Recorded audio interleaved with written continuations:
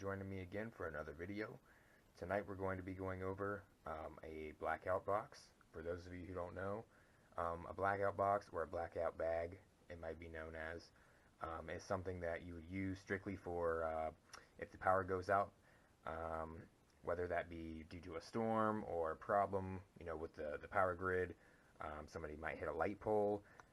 We all know that inevitably the electricity goes out in our homes throughout the year, some more than others. Now, first off, as a disclaimer, I'd like to say that this is not an EMP bag. This is not in any way, shape, or form something that I would rely on for like a long term. This is kind of just a short term emergency preparedness style box to kind of help you or your family get through a night without electricity, or a couple days even.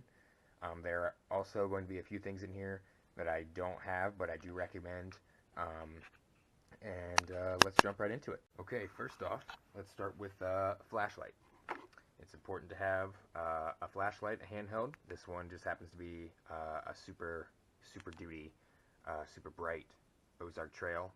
But I recommend you could even end up with those 10 packs, or however many come in those large packs at the dollar store even, or a Walmart. Also, you'd like to have a headlamp for hands-free, because you can carry around a flashlight all you want, but it's better to walk around with your headlamp on to be able to do multiple things, and kind of have your hands free to do other things. I would also like to mention, I do not personally have a lantern, but I would recommend getting one. I had one, but it recently was damaged, and I haven't replaced it yet. But omnidirectional light is very important as well. Like this lights up a pretty good area. It also has a small little beam on it, but omnidirectional light is good as well, whether to light up the whole room, or to use for like a little a bathroom light even.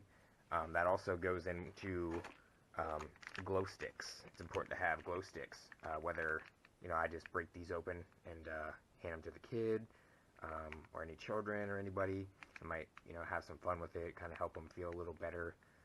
That works for my family, and it's important to have plenty of these around, or you could carry these around for like your bathroom light or anything, because I personally don't like leaving candles burning in rooms that I'm not going to be in. But it's nice to have lights in various rooms, or you might feel more comfortable that way. Secondly, I'd like to talk about candles. Scented candles versus unscented. Now, almost every home has candles, scented candles. I obviously have some of these in here. These are great. These put off a good deal of light. But personally, I recommend staying away from these if you can, because there's nothing worse than having 6 different candles lit around, and your whole house smells like a whole, I don't even know, it's just a big mixture of everything, and that's not good. It gives you a headache and all that mess. So I just stick with the unscented ones, because you can never go wrong there. Now, to go back towards the flashlight issue, make sure that you have extra batteries. For any of your battery operated equipment, it's always important to have extra batteries. I know they can be expensive, but heck, right here it's 20 bucks worth of batteries, but I'd rather have this 20 bucks worth of batteries for my flashlights than go to get my light out of my box or my bag or anything at all, and need it, and it go dead right after I turn it on, or not even turn on at all. So it's definitely something to make sure you have plenty of. Next thing, I recommend a radio, but this is a radio flashlight combo, and where I'm going with this is this one has a crank on it. So you can crank it up. It hasn't been used in a while, so it just needs a good crank. It also has, this one has a solar panel on it, and it does work. I've had this for a little over a year, maybe a year and a half, and I've used it on multiple occasions. For example, I want to say about a month ago, there was a really cold snowstorm that blew through, and we ended up losing power in the middle of cooking dinner, and the power, sometimes it might just flicker or whatever, but ours actually went out and stayed out for about 8 hours, and it was very cold out. We had no idea what was going on, so it's important to have a radio to maybe listen to your local, weather station, maybe just the radio station to see if there's anything going on, or any news or anything like that. But like I said, this one cranks, has a flashlight on it as well. It can charge by solar panel.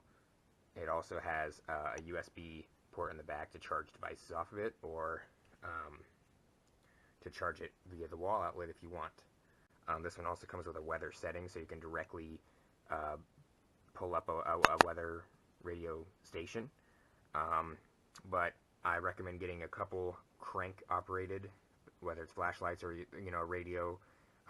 It's good to have extra batteries, but just in case, you always have something that you can rely on. Next, I'd like to cover a basic first aid kit. This one I'm not going to go through the contents of it. It's just your basic band-aids and ace bandages, gauze, alcohol wipes, stuff like that. But I do recommend having one of these in here.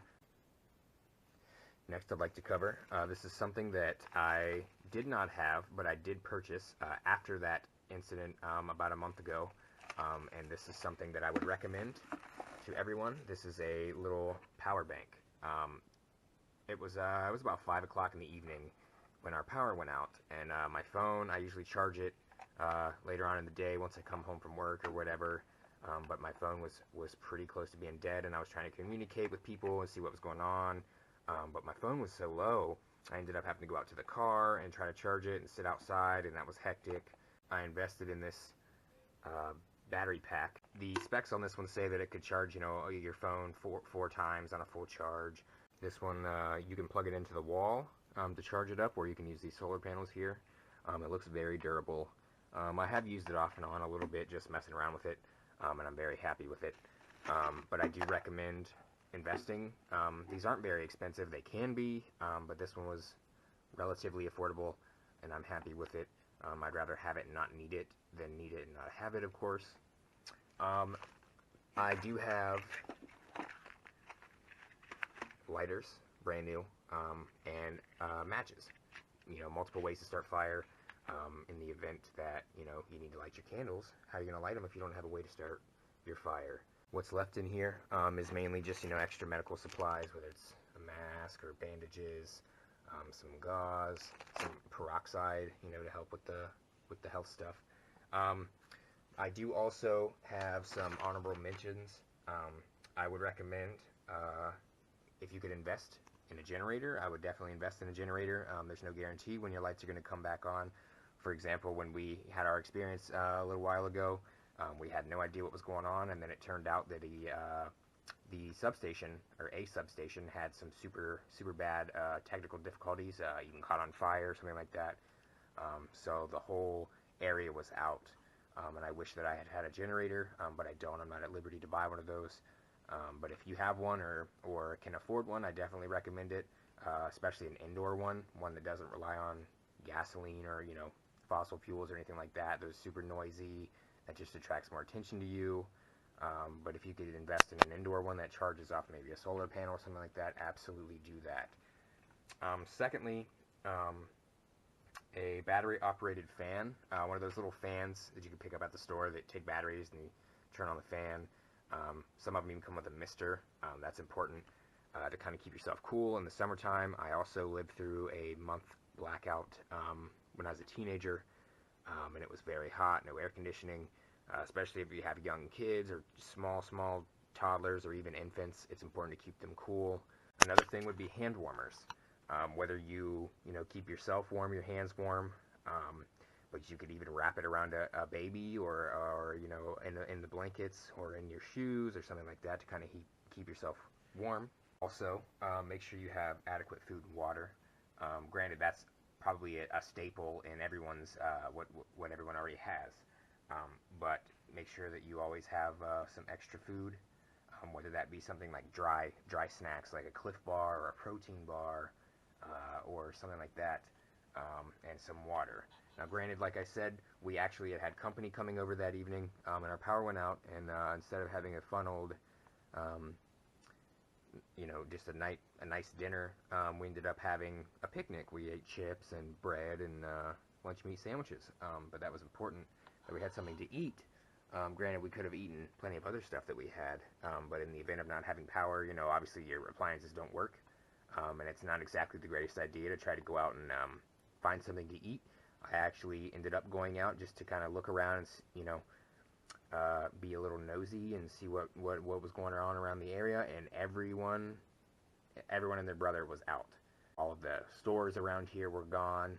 All of the fast food places around here were gone. Everyone was hungry. Everyone was bored. I don't know if they were afraid, but I do not recommend going out and trying to go get something to eat, because that's definitely what everyone else is going to be doing. And it's important to stay home with your family where you're safe and can keep them safe. Another thing would be books or board games even.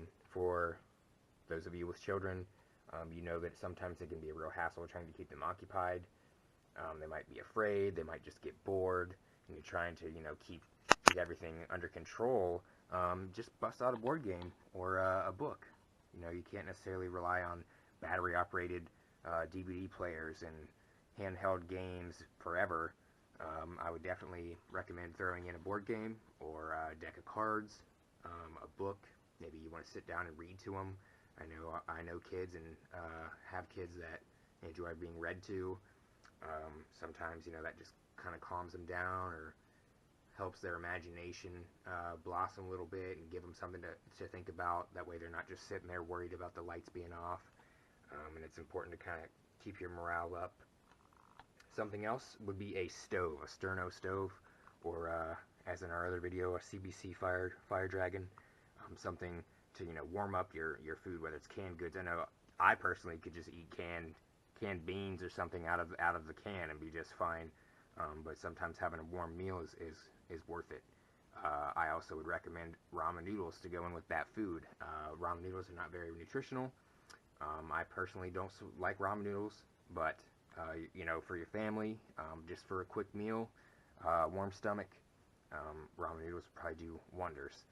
But to boil your water, you want to make sure that you have a stove, sterno stove or something like that. You can maybe take it out on the porch where there's ventilation, you know. Well, everyone, that's about it. I can't currently think of anything. If you see anything that I'm missing or anything that you could give me advice on, I would greatly appreciate that. As previously stated, I am not a professional. Neither of us are. We do not claim to be. We are just a couple of people that enjoy having hobbies and outdoor activities. We also enjoy taking care of ourselves and our families and making sure that we're going to be safe and taken care of. Like I said, this is not a end of the world, you know, long-term box or an EMP-proof box or anything like that. This is just something practical that I would like to have on hand and like to see everyone have on hand to kind of help them out when the lights do go off, whether it be from a thunderstorm, a snowstorm, somebody hits a telephone pole, or just technical difficulties, because, you know, realistically speaking, that all happens. And it's definitely something that you need to take into account, because, you know, the grid, whether it's up right now or not, it's very fragile and it could go down at any moment for a minute or for an hour or for a year. So I definitely recommend having things like this on hand. Like, share, please give me advice on this. Let me know what you liked, let me know what you didn't like. Constructive criticism is very appreciated. Like I said, if there's anything else that you didn't see that you should see, or maybe I forgot to mention, or if there's something you'd like to know more about, be sure to let me know. Thank you.